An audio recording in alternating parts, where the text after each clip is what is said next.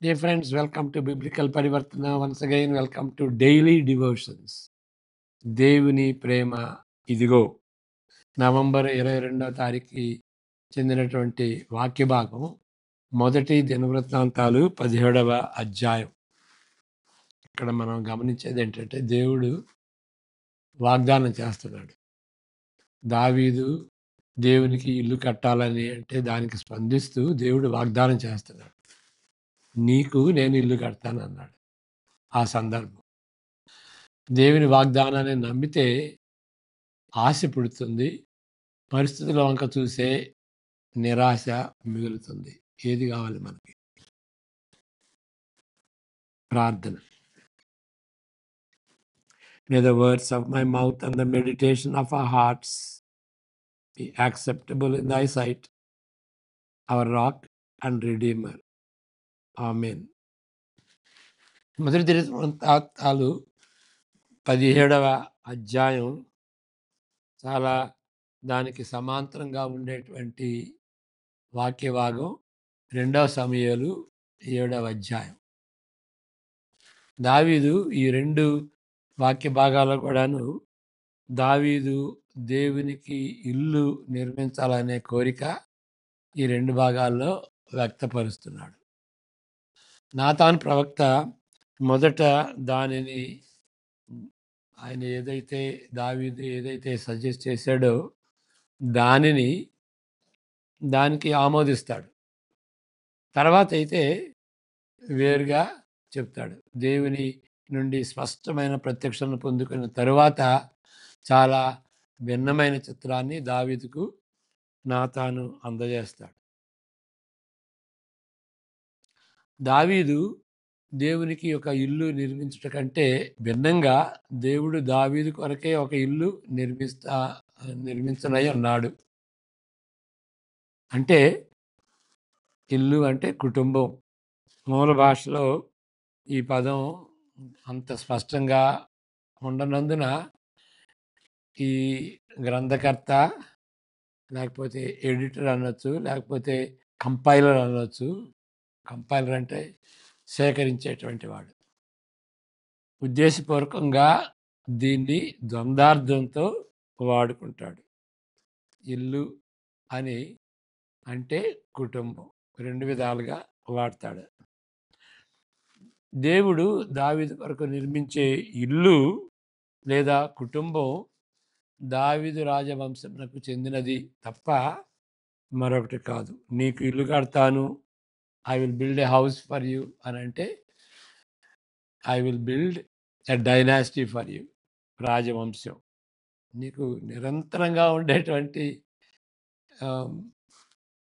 రాజవంశాన్ని నీకు ఇస్తాను అంటే ఎప్పుడు నీ వంశంలో ఉన్నటువంటి రాజు ఎల్లప్పుడూ పరిపాలిస్తాడు అనేటువంటిది. సౌలు అతని వంశం ఇంకా అతని వంశం అయితే ఉంది కానీ అది రాజవంశంగా మిగలలేదు. సౌలు అయితే రాజు, అతని వంశంలో ఆ రాజరికం అది కొనసాగలేదు. ఆ యొక్క విధి, ఆ యొక్క ఫేటు అంతమైంది కదా. ఆ యొక్క ఫేటు, ఆ యొక్క కర్మ అని అంటారు కదా. దావీదు వంశానికి ఎప్పటికీ అది సంభవించదు. దావీదు వంశము పాపం చేసినప్పుడు దేవుని తీర్పులు తాత్కాలికంగా ఉండును కానీ ఏదన్నా ఆ వంశంలో సొలొమోను కానీ మరి ఆయన తర్వాత వచ్చినటువంటి రాజులు ఏదన్నా పాపం చేస్తే దేవుడు వాళ్ళని తీర్పు తీరుస్తాడు. కానీ తాత్కాలికంగానే ఆ తీర్పులు ఉంటాయి. కానీ ఆయన వంశం మాత్రం పతనం కాదు. ఆ వచనం చదువుకుందాం. 17వ అధ్యాయం మొదటి దినవృత్తాంతాలు 17వ అధ్యాయం 12, 13, 14 వచనాలు. 2 సమూయేలు 7, 14లో కూడా ఉంటుందన్నమాట. అతడు నాకు ఒక మందిరమును కట్టించును, అతని సింహాసనమును నేను నిత్య స్థాపన చేసేదను. అంటే ఆయన కుమారుడు సొలొమోను తర్వాత వచ్చేటువంటి వాడు. నేను అతనికి తండ్రినై ఉండును, అతడు నాకు కుమారుడినై ఉండును. నీకంటే ముందుగా ఉన్న వానికి నా కృపను నేను చూపక మానినట్లు అతనికి నేను నా కృపను చూపక మానను. నీకంటే ముందుగా అంటే సౌలు సౌలుకి జరిగినట్టుగా నీ రాజవంశానికి జరగదు. నా మందిరమందును, నా రాజ్యమందును నేను నిత్యము అతని స్థిరపరచెదను. నిత్యము స్థిరపరచెదను. అతని సింహాసనము ఎన్నటికిని స్థిరముగా ఉండునని అతనికి తెలియజేశాను. దీన్ని స్పందిస్తూ దేవుడి మాటలు చెప్పినప్పుడు దానికి స్పందిస్తూ ఆయన దావీదు ప్రార్థన చేశాడు. అది చాలా ఉద్రేకంతో, కృతజ్ఞతతో నిండిన హృదయంతో ఆయన ప్రార్థన చేసినట్టుగా మనం చదువుతాం. ఓకే, చదువుకుందాం. 16 నుండి 27 వరకు. రాజైన దావీదు వచ్చి యెహోవా సన్నిధిని కూర్చుండి ఇలాగ మనవి చేసెను. దేవా యెహోవా, నీవు నన్ను ఇంత హెచ్చులోనికి తెచ్చుటకు నేను ఎంతటి వాడను. నా ఇల్లు ఏమాత్రపుది. దేవా, ఇది నీ దృష్టికి స్వల్పమైన విషయమే. దేవా యెహోవా, నీవు రాబోవు బహుకాలము వరకు నీ సేవకుని సంతతిని గూర్చి సెలవిచ్చి మనుషుడు మాట్లాడినట్లు దయ పాలించి నాతో మాటలాడి నా సంతతి ఘనత చెందునని మాట ఇచ్చి ఉన్నావు. నీ దాసుడునకు నాకు కలుగబోవు ఘనతను గూర్చి దావీదను నీ దాసుడనైన నేను నీతో మరి ఏమని మనవి చేసేదను. నీవు నీ దాసుని ఎరుగుదువు. యెహోవా, నీ దాసుని నిమిత్తమే నీ చిత్త ప్రకారము ఈ మహాఘనత కలుగునని నీవు తెలియజేసి ఉన్నావు. అతని నిమిత్తమే నీవు ఈ గొప్ప కార్యమును చేసి ఉన్నావు. యెహోవా, మేము మా చెవులతో వినినదంతయు నిజము. నీ వంటి వాడెవడునూ లేడు. నీవు తప్ప మరి ఏ దేవుడునూ లేడు. నీ జనులైన ఇశ్రాయేలీయుల వంటి జనము భూలోకమందు ఏది? ఐగుప్తులో నుండి నీవు విమోచించిన నీ జనుల ఎదుట నిలువనీయక నీవు అనేక జనములను తోలివేసినందువలన నీవు మహాభయంకరమైన పేరు తెచ్చుకొంటివి. వారు నీ స్వంత జనులగునట్లు వారిని విమోచించుటకై దేవుడవైన నీవు బయలుదేరితివి. నీ జనులైన ఇశ్రాయేలీయులు నిత్యము నీకు జనులగునట్లు వీలాగున చేసితివి. యెహోవా అయిన నీవు వారికి దేవుడవై ఉన్నావు. యెహోవా, ఇప్పుడు నీ దాసుని గూర్చియు అతని సంతతిని గూర్చియు నీవు సెలవిచ్చిన మాట నిత్యము స్థిరమగునుగాక. 27 వరకు. ఇశ్రాయేలీయుల దేవుడవైన సైన్యములకు అధిపతియగు యెహోవా, ఇశ్రాయేలీయులకు దేవుడవై ఉన్నాడని నీ పేరు ఎన్నటికిని ఘనపరచబడినట్లు నీవు సెలవిచ్చిన మాట నిశ్చయముగా స్థిరపరచబడునుగాక. మరియు నీ దాసుడైన దావీదు సంతతి నీ ఎదుట స్థిరపరచబడునుగాక. దేవా, నీకు సంతతి కలుగజేసేదనని నీ దాసునికి నీవు తెలియజేసి ఉన్నావు గనుక నీ సన్నిధిని విన్నపము చేయుటకు నీ దాసునికి మనోధైర్యం కలిగెను. యెహోవా, నీవు దేవుడవై ఉండి నీ దాసునికి ఈ మేలు చేసేదనని సెలవిచ్చి ఉన్నావు. ఇప్పుడు నీ దాసుని సంతతి నిత్యము నీ సన్నిధిని ఉండినట్లుగా దానిని ఆశీర్వదింపని అనుగ్రహించి ఉన్నావు. యెహోవా, నీవు ఆశీర్వదించిన ఎడల అది ఎన్నటికిని ఆశీర్వదింపబడి ఉండును. ఇది అయిన తరువాత దావీదు ఫిలిష్తీయులను జయించి ఆ సెంటెన్స్ పూర్తి చేస్తే బాగుంటుంది. ఇప్పుడు నీ దాసుని వారిని లోపరిచి గాతు పట్టణమును దాని గ్రామములను ఫిలిష్తీయుల వశమున ఉండకుండా వాటిని పట్టుకొనెను. ఇక్కడ మనం గ్రహించాల్సింది ఏంటి అంటే ఈ 17, 18 వచనాలకి అది ఆ సెంటెన్స్ కూడా పూర్తి కాకుండా 18వ వచనానికి వెళ్ళాం కదా! అంటే ఈ చాప్టర్ డివిజన్స్ గానీ, వాక్య డివిజన్స్ గానీ, ఏదో అంత స్కాలర్లీగా మనసు పెట్టి డివైడ్ చేసింది కాదు అని మనం గ్రహించాలి. ఆల్రైట్. Let's move on.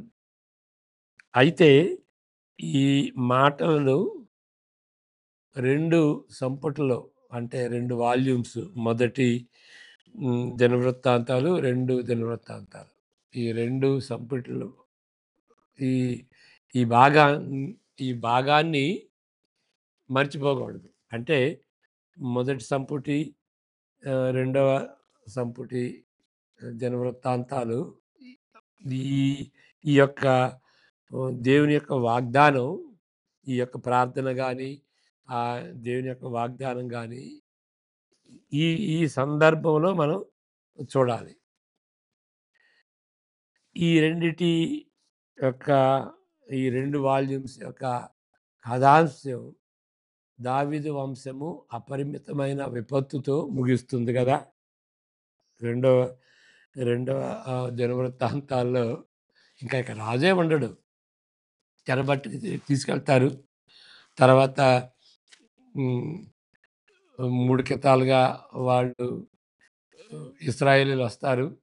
అప్పుడు ఎజ్రా, నెహెమయ నాయకత్వం క్రింద ఇక రాజేయడి అక్కడ. కాబట్టి అపరిమితమైన విపత్తుతో ఈ గ్రంథాలు ముగిస్తున్నాయి. రెండవ దినవృత్తాంతాలు చివరి 2 వచనాలు మినహాయించి ఇవి అవి అతి స్వల్పమైన ఆశాజనకంగా ఆహ్, ఉంటవి. అంటే ఈ 2 వచనాలు మాత్రం స్వల్పమైనటువంటి ఆశాజనకంగా ఉంటాయి. కానీ ఈ ఈ 2 గ్రంథాలు కూడాను అపరిమితమైన విపత్తుతో ముగుస్తుంది. వాళ్ళ యొక్క కథ. ఇశ్రాయేలీయుల కథ. ఈ దినాల్లో మనము వాటిని ఆహ్, బైబిల్ కథాంశం యొక్క పెద్ద చరిత్రలో, చట్టంలో ఆటోమేటికల్‌గా ఉంచుతాం. ఆ మాటలు యేసు ప్రభువుకి వర్తిస్తదని మనం తలస్తాం. అవి యేసు అంతిమ దావీదు రాజును తీసుకువచ్చే నమూనాలో ఎక్కడో ఒక చోట వాటిని ఆహ్, సరిపోయేటట్టుగా వాటిని కూర్చుతాం మనం. ఈ అంటే మనం ప్రసంగం చేసేటప్పుడు ఇది ఎక్కడ నెరవేరింది అంటే యేసుక్రీస్తులో నెరవేరింది అని మనం తలంస్తాం. ఆ విధంగా మనం ఆ చరిత్రని చూస్తాం.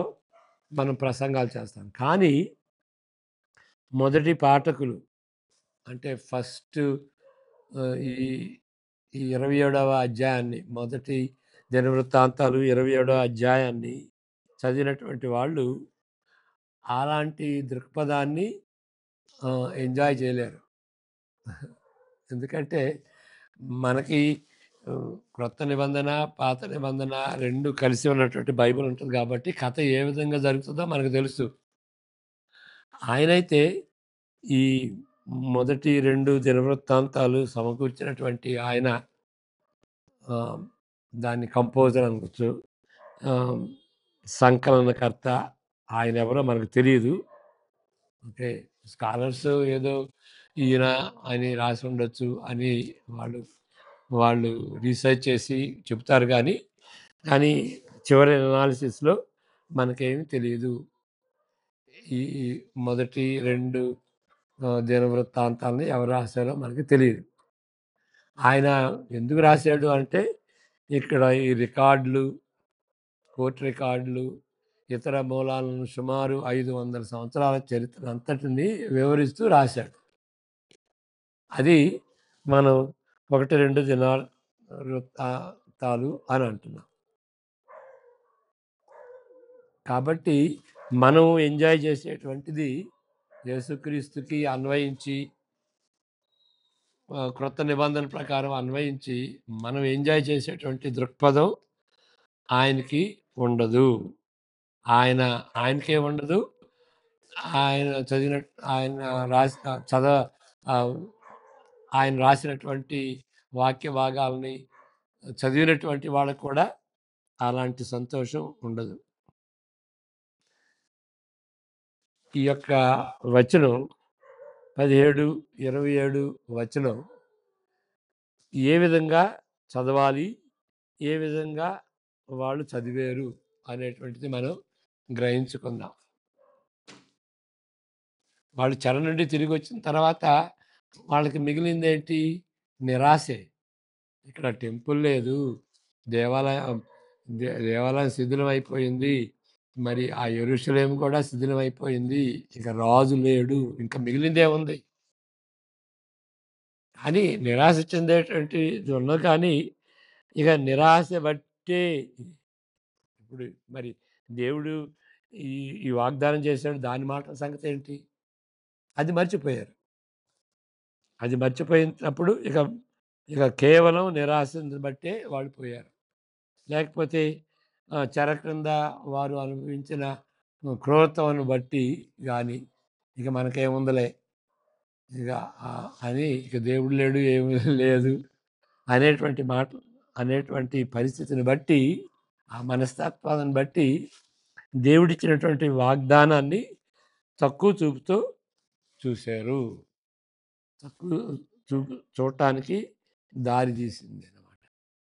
అక్కడ మాట ఏమున్నాయి? ఇప్పుడు నీ దాసుని సంతతి నిత్యము నీ సన్నిధి నీ ఉండునట్లుగా దానిని ఆశీర్వదింపని అనుగ్రహించి ఉన్నావు. యెహోవా, నీవు ఆశీర్వదించిన ఎడల అది ఎన్నటికి ఆశీర్వదింపబడి ఉండును.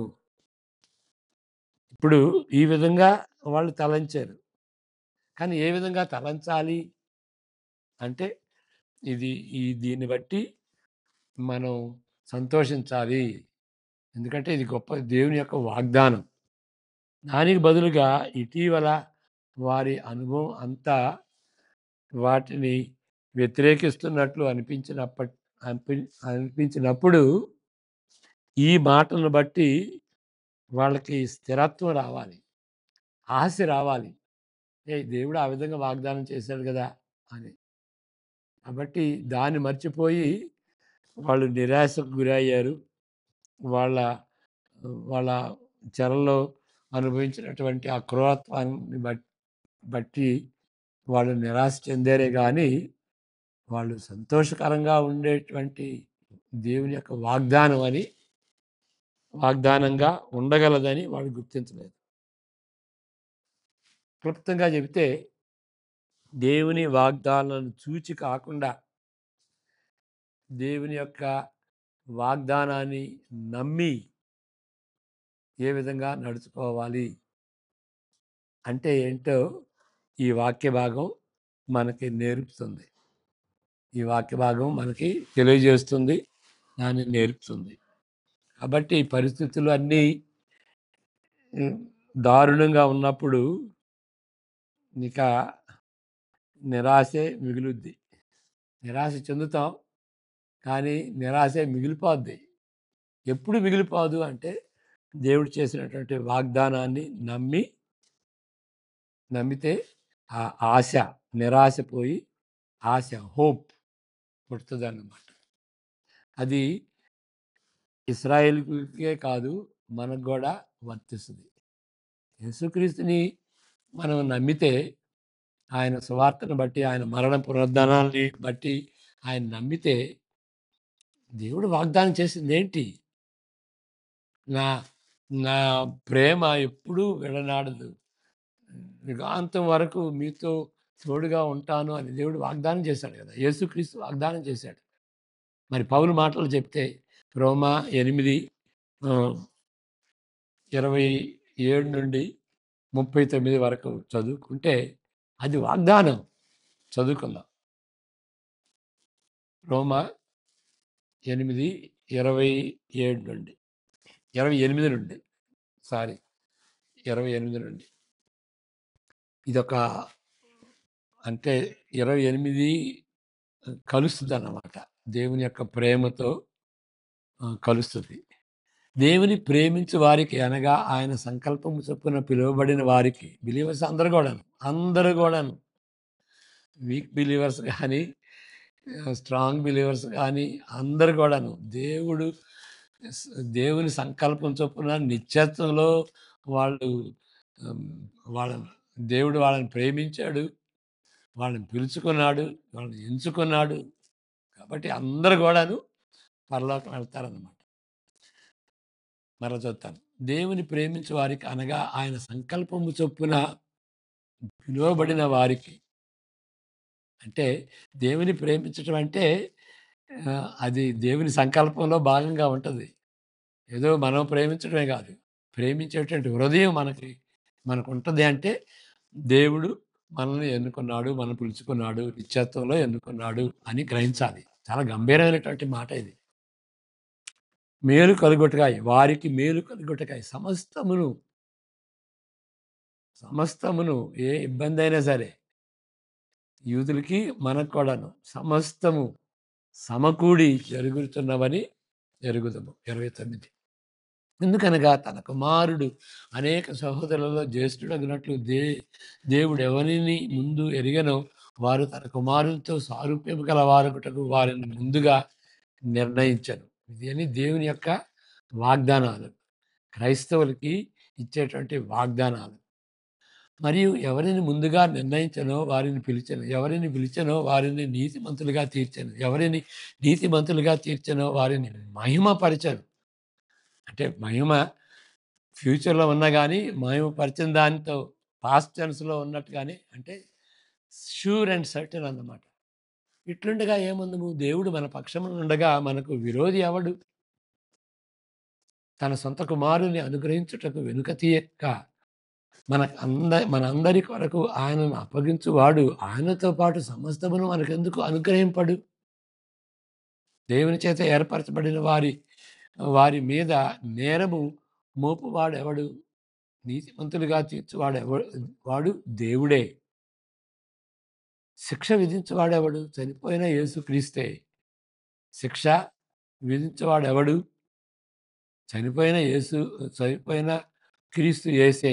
అంతేకాదు మృతులలో నుండి లేచిన వాడును, దేవుని కుడి పార్శ్వమున ఉన్నవాడును, మన కొరకు విజ్ఞాపనము చేయువాడును ఆయనే. క్రీస్తు ప్రేమ నుండి ఇది క్రీస్తు ప్రేమ ఎప్పుడు వదలదు. అది దేవుడు వాగ్దానం చేశాడన్నమాట.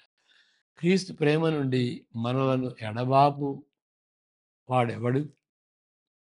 శ్రమ అయినను, బాధ అయినను, హింస అయినను, కరువైనను, వస్త్రహీనత అయినను, ఉపద్రవమైనను, ఖడ్గమైనను మనలను ఎడబాపున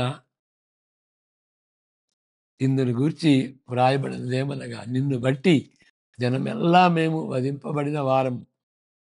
అది నిరాశ చెందేటటువంటిది. వధకు సిద్ధమైన గొర్రెలమని మేము ఎంచబడిన వారము. ఇక అదే ఒక్కటే దాని ఓన్లీ మియర్ నిరాశ అని అనుకున్నాం కదా! అదొక్కటే అయితే ఇంక మనకు నిరాశే మిగిలిపోద్ది. అయినను మనల్ని ప్రేమించిన వాని ద్వారా మనం వీటన్నిటిలో అత్యధిక విజయము పొందుతున్నాం. More than conquerors. ప్రతి ఒక్క ప్రతి ఒక్క విశ్వాసి ఈజ్ మోర్ దాన్ కాంకరర్స్. అక్కడ ప్రకటన గ్రంథంలో ఉన్నటువంటి వాళ్ళ విజయం అంటే వాళ్ళు బలహీనంగా ఉన్నప్పుడు నిజమైనటువంటి విశ్వాసులు ఆ బలహీనతను అధిగమిస్తారు. కాబట్టి వాళ్ళు కాంకరర్స్. కాంకరర్సే కాదు మోర్ దాన్ కాంకరర్స్. ఎందుకంటే ఇలాంటి పరిస్థితుల్లో కూడాను వాళ్ళు విజయం పొందుతారు. మరణమైనను, జీవమైనను, దేవదూతలైనను, ప్రధానులైనను, ఉన్నవి అయినను, రాబోవునవైనను, అధికారులైనను, ఎత్తైనను, లోతైనను, సృష్టింపబడినవి మరి ఏదైనను మన ప్రభు అయిన యేసుక్రీస్తు నందలి దేవుని ప్రేమ నుండి మనలను ఎడబాప నేరమని రూఢిగా నమ్ముచున్నాను. ఎందుకు నమ్ముతున్నామంటే దేవుడు వాగ్దానం చేశాడు కాబట్టి. కాబట్టి అది మనం మన పరిస్థితులు మన మన పరిస్థితులు ఎప్పుడు కూడా ఏదో ఒకటి ఉంటుంది. ఏదో కష్టం ఉంటుంది. దాన్ని బట్టి మరి నిరాశ చెందకూడదు. దేవుని యొక్క వాగ్దానాన్ని బట్టి ఆశ ఆశ పుట్టుకు రావాలి మన హృదయంలో. ప్రార్థన చేసుకుందాం. May the grace of the Lord Jesus Christ, the grace that promised David that his dynasty will survive all through his life, all through the end, so that Jesus will come in that dynasty. May that grace, the love of the Father, the love that is expressed in Romans 8, and the fellowship of the Holy Spirit be with each one of us now and all the days to come. Amen. God bless you.